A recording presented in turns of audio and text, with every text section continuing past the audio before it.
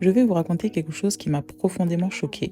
Quand j'ai quitté le Canada pour m'installer à Konsamba afin de vivre de ma passion et de mon amour pour le café, je pensais que les Camerounais buvaient l'un des meilleurs cafés du monde. Je me disais que tout comme moi, quand j'étais étudiante, je sillonnais les brûleries afin de consommer des cafés camerounais, ougandais, colombiens de temps en temps et surtout camerounais qui étaient délicieux. Et je me disais que les Camerounais avaient de la chance d'avoir un café comme ça à leur disposition et dans leur tasse, dans leur quotidien. La réalité est tout autre.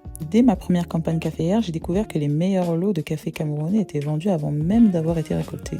Aujourd'hui, nous sommes en 2026. La campagne 2026-2027 n'a même pas encore commencé, que certains de mes partenaires étrangers sont en ce moment même à Konsamba pour effectuer le rapatriement des fonds avec moi afin de réserver les meilleurs lots de ma récolte en décembre 2026. Les Français, les Hollandais, les Britanniques, les Suisses, les Américains, les Marocains sont en ce moment même au Cameroun en train de sécuriser les meilleurs cafés camerounais pour l'année prochaine. Et bien évidemment, quand le pic de la campagne café arrive, mars-avril, que reste-t-il vraiment pour le marché local? Eh bien, très souvent, des qualités de café inférieures, davantage de défauts, davantage de grains noirs, davantage de grains remplis de moisissures ou de scolytes, remplis de charançon, davantage de lots qui n'ont pas été retenus pour le marché plus exigeant, qui est le marché international. Quand je dis que le café camerounais est l'un des meilleurs cafés du monde, ce ne sont pas des paroles en l'air. Les chiffres, les analyses et les récompenses le prouvent. Le café Ménage à Trois, produit à Konsamba depuis 2012, a remporté à plusieurs reprises des médailles d'or, d'argent et de bronze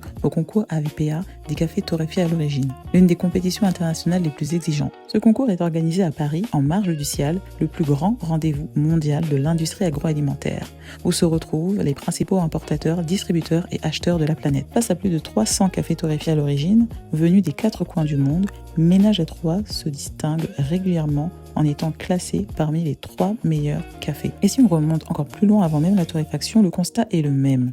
Campagne après campagne, nos cafés verts ont été évalués dans certains des laboratoires et centres de dégustation les plus exigeants au monde, au Japon, en Corée, à Taïwan, au Québec, aux États-Unis. Et à chaque fois, nous avons obtenu des notes supérieures à 80 points.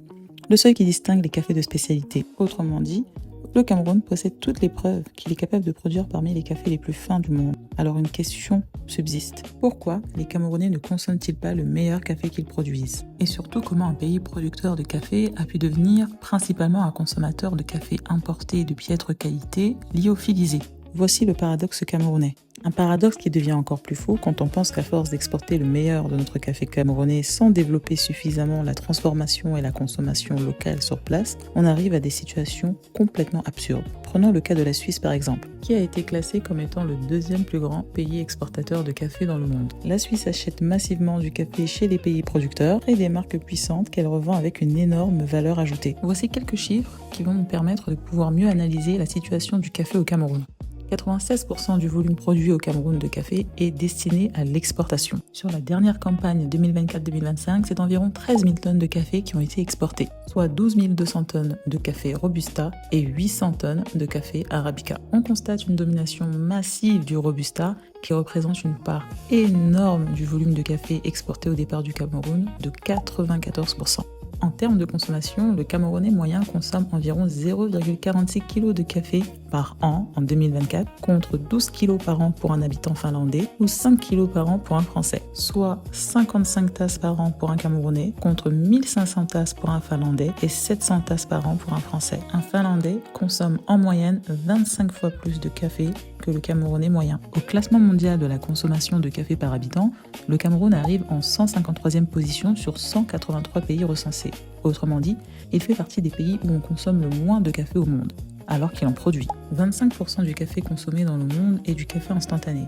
Les 75% restants représentent la part de consommation de vrais cafés torréfiés, moulus, en grains ou encore en capsules. Tandis qu'à l'échelle mondiale, une tasse sur 4 représente du café instantané, au Cameroun, ce ratio est complètement inversé. C'est 3,5 tasses sur 4 consommées par des Camerounais qui représentent du café instantané. Alors, maintenant que nous faisons face à cette réalité, que les chiffres ont été donnés et que la pilule amère a enfin été avalée, se plaindre, ça va bien un instant. Ensuite, il faut agir. Quelles sont les solutions que nous pouvons mettre en place au Cameroun pour inverser cette tendance et reprendre le pouvoir sur notre production de café? La première étape me semble évidente, il faudrait déjà commencer par consommer nos propres cafés et surtout les meilleurs cafés. Pour moi, et ça c'est un avis très personnel, les Camerounais devraient toujours avoir leur propre stock de café fin de luxe premium, conservé pour la consommation locale. Et en fonction de ce quota que nous allons nous réserver pour nous-mêmes, on décidera de ce que nous allons pouvoir exporter ou mettre à la disposition du monde. Car c'est vraiment une hérésie de voir la population consommer des cafés instantanés importés, créés à partir de nos sous-produits et de nos déchets, qu'on considère dans mon usine par exemple comme de la poubelle. À ce niveau-là, je parle vraiment d'amour-propre. Deuxième solution, la torréfaction et la transformation locale du café. Car comme vous avez pu le voir pour le cas de la Suisse, ce n'est qu'en incluant des processus de transformation sur place que l'on crée de la valeur ajoutée. Troisième piste d'amélioration, la création de marques locales très fortes avec un impact sociétal important. Le monde ne paie pas seulement pour un café, il paie pour une histoire, pour une identité, pour un terroir, pour une qualité, pour une marque forte. Quatrième point, l'éducation des consommateurs camerounais. Beaucoup de Camerounais n'ont jamais goûté à des cafés de spécialité. Ils ne peuvent donc pas comparer. Il est important de faire des festivals, d'organiser des concours afin que les Camerounais puissent tester ce que produit leur pays. Cela passe aussi par l'implication des acteurs du tissu économique camerounais, les hôtels, les stations essence, les boulangeries, les auberges de jeunesse, les Airbnb, tous ces endroits où les Camerounais sont enclins à déguster du café. Il est inconcevable, et ça c'est encore mon avis personnel, d'arriver dans un hôtel qui se dit luxueux, 3, 4, 5 étoiles, et avoir un café de piètre qualité, et parfois se retrouver en chambre avec du café instantané.